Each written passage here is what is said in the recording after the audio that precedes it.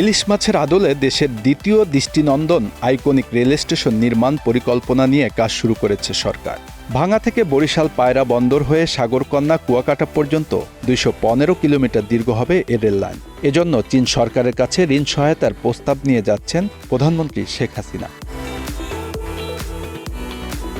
চলতি মাসের ৮ থেকে ১১ তারিখের মধ্যে চীন সফরের সম্ভাবনা রয়েছে প্রধানমন্ত্রীর। এই সফরে এই প্রকল্পটির বিষয়ে সহায়তা প্রস্তাব তুলে ধরা হবে বলে জানা যায়। প্রকল্পটির নির্মাণ ব্যয় ধরা হয়েছে ৪১,১৫৫ কোটি টাকা। ইতিমধ্যে এই প্রকল্পের নকশা ও রুট চূড়ান্ত করা হয়েছে। ঢাকা কুয়াকাটা রুটে থাকছে ১২টি রেল স্টেশন।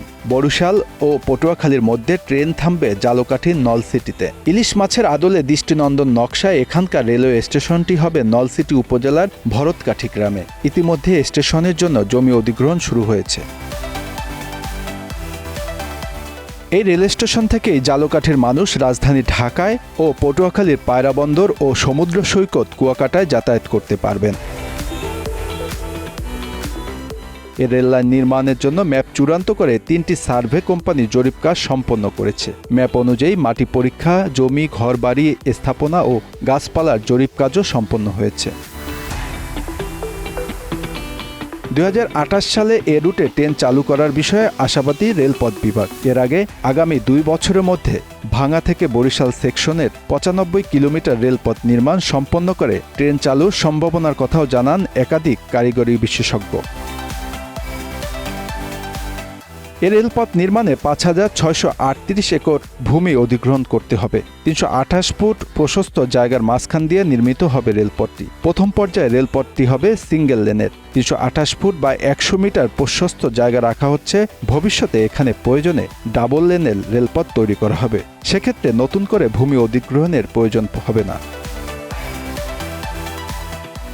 ভাঙ্গা থেকে পায়রা পর্যন্ত রেলপথটি বরিশাল, ঝালকাঠি, পটুয়াখালী ও বরগুনা সহ ৬টি জেলার মধ্য দিয়ে যাবে। এখানে থাকবে ১২টি প্রধান রেল স্টেশন। এর মধ্যে শুধু বরিশাল নগরী সহ জেলায় থাকবে ৩টি। এর মধ্যে একটি বরিশাল এয়ারপোর্ট এলাকা, একটি বরিশাল নগরীর ২৮ নম্বর ওয়ার্ডের কাশীপুর এলাকা এবং অন্যটি বাকেরগঞ্জ উপজেলায় হবে। এছাড়া বরিশাল জেলার মধ্যবর্তী স্থান ঝালকাঠি জেলার নলছিটি উপজেলার দপদপিয়া এলাকায় আরও একটি স্টেশন থাকবে। যদিও ১২টি প্রধান স্টেশনের বাইরে আরও কিছু সাব স্টেশন থাকবে, তবে সাব স্টেশনের সংখ্যা এখনও চূড়ান্ত হয়নি। তাছাড়া পরবর্তীতে প্রধান স্টেশনের সংখ্যা আরও সংযোজন বিয়োজন হতে পারে বলেও জানিয়েছেন প্রকল্প সংশ্লিষ্টরা। Bangla affairs news desk.